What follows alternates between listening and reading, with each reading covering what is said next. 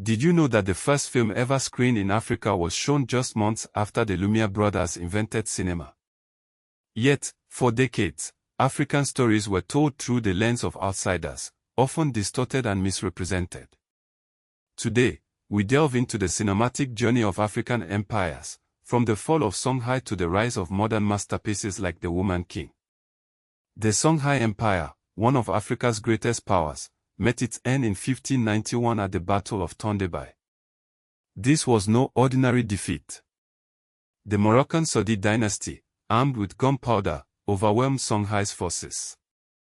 This technological shift marked a turning point, yet it's a story rarely told with accuracy in cinema. Fast forward to 1927, and Egypt's first feature-length film, Leila, emerged. Directed by Stephen Rusty and Widad Orfi, it signaled the beginning of African storytelling on screen.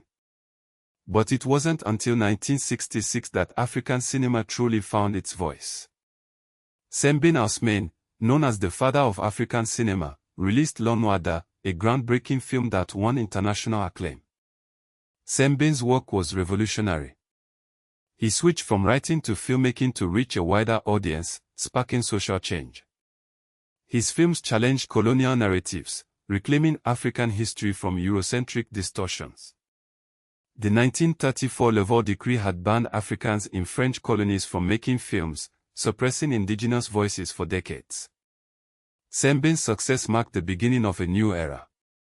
Modern productions like The Woman King and African Queens, Njinga continue this legacy.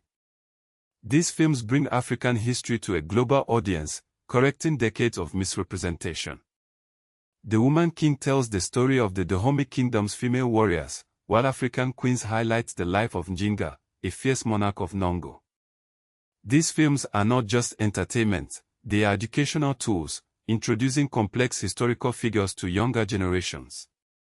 The impact of African cinema extends beyond storytelling.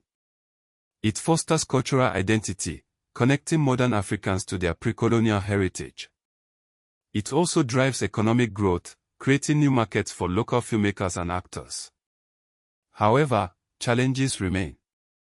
Debates about accuracy and authenticity persist, with critics arguing that mainstream films sometimes sacrifice historical precision for dramatic appeal. The legacy of colonialism still affects funding and distribution, limiting the reach of African filmmakers. Despite these obstacles, African cinema thrives. Senegal remains a hub for production, and Egypt's industry continues to flourish. Films about empires like Songhai and Dahomey inspire pride and resilience, countering the stereotype of Africa as solely a victim of colonialism. As we look to the future, African cinema holds the power to reshape global perceptions. It's a tool for education, resistance, and empowerment. The journey from the fall of Songhai to the rise of the Woman King is a testament to the enduring spirit of African storytelling. Let's celebrate these untold stories and continue to amplify African voices on the global stage.